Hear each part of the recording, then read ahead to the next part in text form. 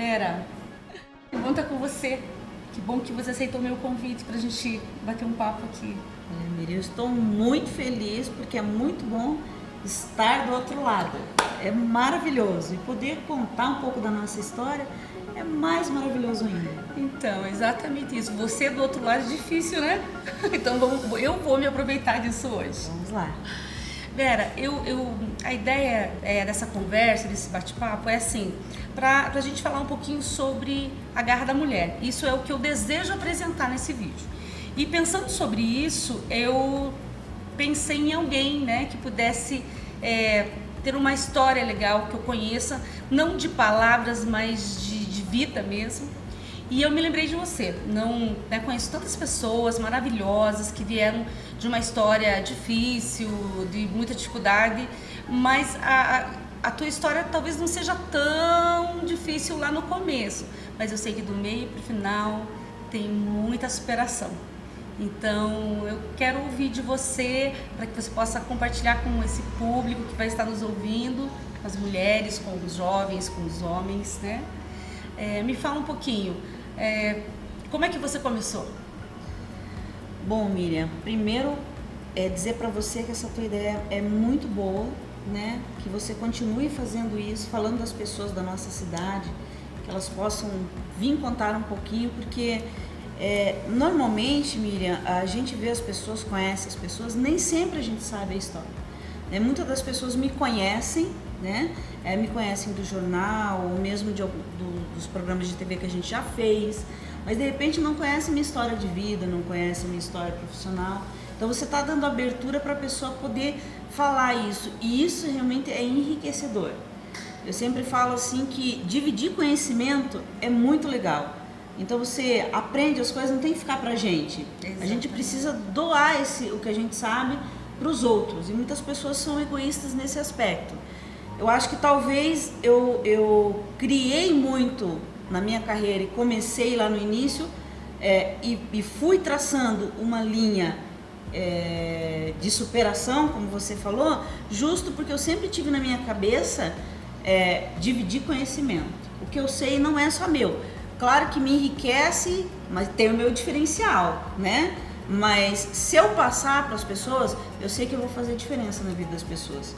Então, lá no início, eu sempre quis fazer a diferença na vida das pessoas, porque eu venho de uma família, né, que sempre trabalhou em família, né? Então, meu pai e minha mãe começaram aqui em São José dos Pinhais, a gente veio de Santa Catarina, e lá a gente começou, meus pais começaram um negócio que é a malharia, e aqui tiveram sucesso, né? E eu com 12 anos na escola, eu chegava para o meu pai e dizia assim, eu quero ser empresária. Porque eu via as fotos das mulheres no jornal, né? Elas assim, ó. Eu olhava no jornal e dizia, gente, eu quero ser essa mulher. Eu quero tirar foto desse jeito, né? E eu dizia para meu pai, eu quero ser empresária. Então, na primeira vez que ele falou assim, não, tá bom, então amanhã você se apresente aqui, venha ser empresário. E eu cheguei, coloquei minha melhor roupa, 12 anos, batom, cabelo, me arrumei. Quando eu cheguei, ele olhou pra mim e falou assim, o que é isso? Eu falei, vim pro meu primeiro dia de empresária, né? Ele falou, não, primeiro dia de empresária você vai começar lá no chão de fábrica. Vai colocar um agasalho, vai colocar um tênis. Uau. Resumo da ópera. Primeiro mês, corta fio de camiseta. A gente fabricava camisetas, uniformes. Conheço bem, né? Essa história. Agora, segundo mês, vai dobrar as roupas que você cortou o fio. Aí vai empacotar, vai varrer o chão. Porque o aprendizado que eu tive a lição que eu trouxe de lá pra cá. Como é que você vai corrigir alguém, Miriam, se você não sabe fazer? Exatamente. Né? Então foi esse o ensinamento, então o começo foi esse, né? Então muita gente me acompanha na rede social, sabe que eu adoro fazer foto assim, ó. Porque era um desejo lá de 12 anos de eu quero ser uma empresária, né? Isso daí tá todo realizado, né, Vera? E isso foi o que sempre primou na minha vida. Hoje eu sou empresária do ramo de comunicação, 22 anos trabalhando em São José dos Pinhais, né? Então já passei por diversos jornais daqui, hoje estou na Folha da Mulher. Revista. Né? Passei por revistas, pela TV, né? A TV Transamérica. Fiquei 8 anos lá, apresentando um programa meu, que era de região metropolitana e de São José dos Pinhais depois. E por uns 6 meses eu apresentei ao vivo o Toda Tarde. Né? Então foi uma experiência muito gratificante para mim. Então o que eu não sabia de TV ao vivo, eu vim aprender lá, né, na TV Transamérica. Então sou muito agradecida a eles por essa oportunidade, e hoje então toda essa bagagem fez com que eu realmente trouxesse isso para o portal VR News, e na web a gente então hoje está levando a comunicação, continua fazendo a comunicação em São José dos Pinhais. Legal, Vera, mas deixa eu te fazer uma perguntinha, vou falar uma coisa aí. Eu me lembro, lá atrás, tempos idos, do que você vendeu roupa em sacola, como que fala? Sacoleira? Foi isso mesmo? Na verdade, como que é? Me conta isso. Foi na época que eu engravidei, né? Porque eu sempre trabalhei com a família, sempre com pai, mãe, irmãos, né? Que tiveram malharia também. E quando eu me casei muito nova, aos 18 anos, eu fui abrir minha malharia também, né? Porque todo mundo lá em casa tinha esse aprendizado, sabia fazer isso. E daí eu fiquei grávida, eu falei, bom, agora não dá para levar todas as atividades, mas eu também não conseguia ficar sem trabalhar, parada, porque eu sempre tinha que ter o meu dinheiro para comprar as minhas coisinhas. Não queria depender de pai, nem de mãe, depois nem de marido, né? E eu parada, gravidinha, eu falei, agora, o que que eu vou fazer? Aí uma tia falou, você não quer vender aí? Você não vai no almoço de família lá? Leva aí umas modelos exclusivos, eu me lembro. Uma mala de roupa. Aí eu falei, gente, eu comecei um novo negócio. Eu sempre vi uma oportunidade de negócio, então ali começou, foi a minha primeira oportunidade. Só que daí eu vi aquelas roupas assim, bonitas, tal, mas faltava alguma coisa, né? Daí eu fui aprender a fazer bijuteria para fazer os colares, os acessórios combinando com as roupas. Então eu vendia um look completo, né, para a pessoa. Então esse empreendedorismo sempre teve em mim. Em todas as épocas que por algum motivo eu tive que ficar parada, né? Quando eu ganhei a Amanda, por exemplo, né? Então em 1990. Então eu fui, era Páscoa, eu fui fazer bombom, né, para poder não ficar sem dinheiro. Para mim era muito difícil não estar criando alguma coisa. Então, Vera, e aí? Agora me fala um pouquinho, eu sei que você, dentre tantas atividades que você tem, né, no empresário do ramo de comunicação, você domina essa área da comunicação local. Isso é muito legal, né? Tem sido assim interessantíssimo. Quem não conhece, quem não parou para ver, entrar no portal VR News, por favor, acesse. E como que é, Vera, dentro de casa? Me parece que você cuida da sua mãe também, né? Dona Orlandina, uma mulher incrível, maravilhosa. Tem a sua filha também que você continua acompanhando, carreira, algumas dificuldades. Me fala disso. Miriam, eu acho que toda mãe e toda filha, né? Eu sou mãe e sou filha, sempre tem a preocupação de cuidar dos seus, né? Amanda, falando um pouquinho primeiro da Amanda, a Amanda nasceu, eu tinha 21 anos e ela nasceu primeiramente com um probleminha no fêmur, então usou aparelhinho, ela com horas de vida já foi detectado esse problema, então até 1 ano e meio ela usou um aparelho.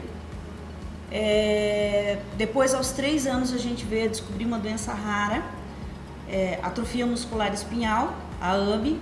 Hoje é um pouco mais divulgada, mas isso em 93 não se tinha notícia, Miriam, né? Não se tinha a informação, porque ela hoje ainda é uma doença rara, imagine lá atrás.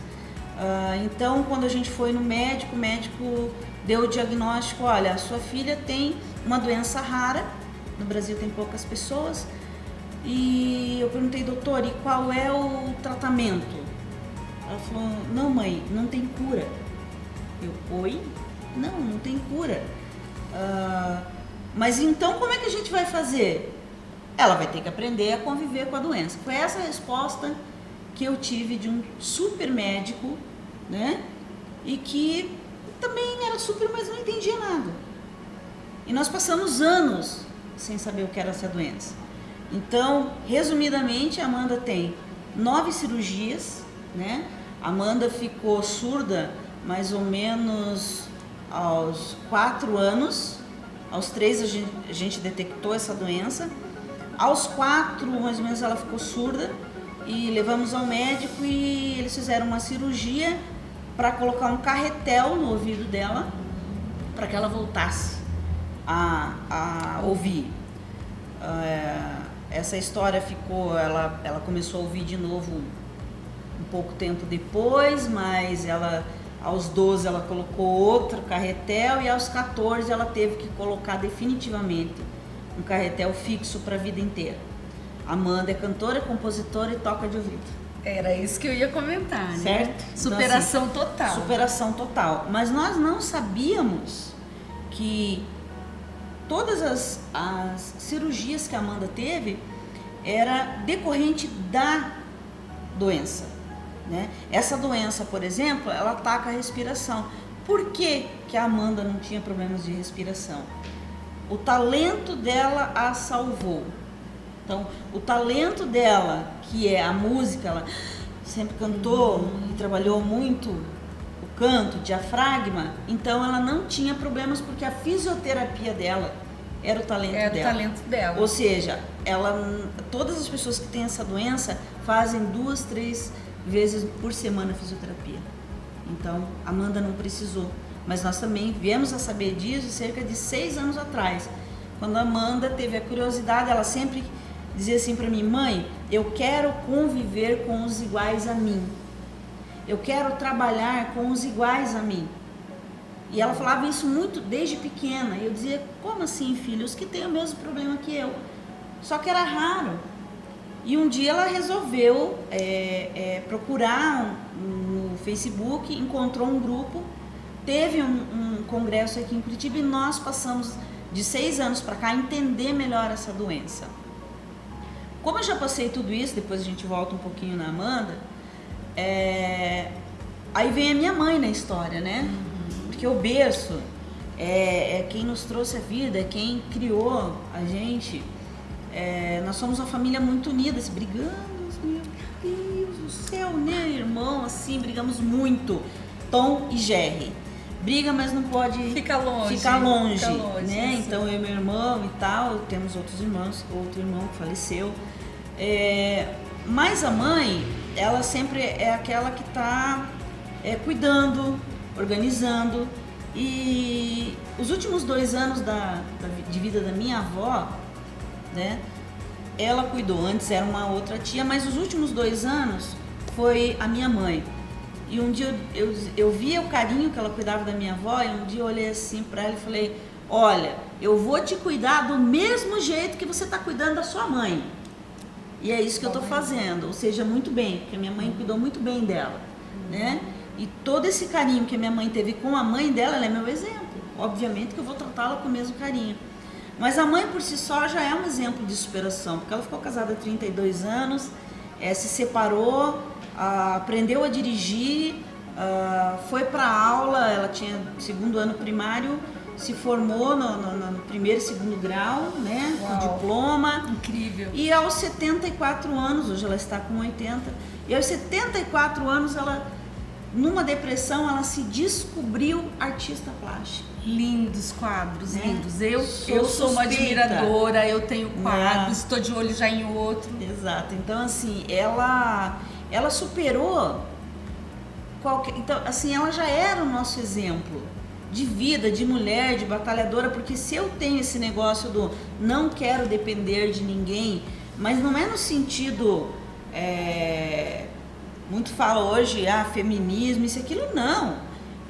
Quando eu tinha 12 anos, eu tenho 51, vou fazer 52, eu nunca ouvi falar em feminismo aos 12 anos, tá? Há 40 anos atrás. E eu já queria ter o meu dinheiro e não depender de homem. Então isso para mim não era feminismo. É porque eu queria depender de mim mesmo. Então, tudo bem, se eu tiver alguém do meu lado que vai me ajudar, como meu pai já me ajudou, meu irmão, companheiro, namorado, ok. Mas eu não tenho que depender disso. Eu tenho que depender de mim, do meu trabalho, do meu esforço, das minhas mãos. Vera, um sentimento de sucesso, mas com a sua realização, com o seu esforço. Sim, muitas vezes fui criticada, né? Porque enquanto muitos assim, eu não vi minha filha crescer e se desenvolver em alguns sentidos, porque eu tinha que trabalhar. Então eu trabalhava de manhã, de tarde, à noite eu ia para a faculdade. Então assim, a minha mãe me ajudou a criar minha filha, o pai da minha filha me ajudou também. Então assim, ela entende, né? Na época não entendia, e a gente tinha muitos problemas de relacionamento com relação a isso, porque a criança ela quer atenção, ela não entende que o pai e a mãe estão trabalhando para dar algo melhor.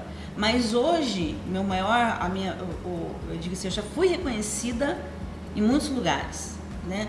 Tem alguns prêmios nacionais, e isso é muito bom, aqui da cidade também, mas ter o reconhecimento da tua filha, de dizer assim, mãe, você me cuidou.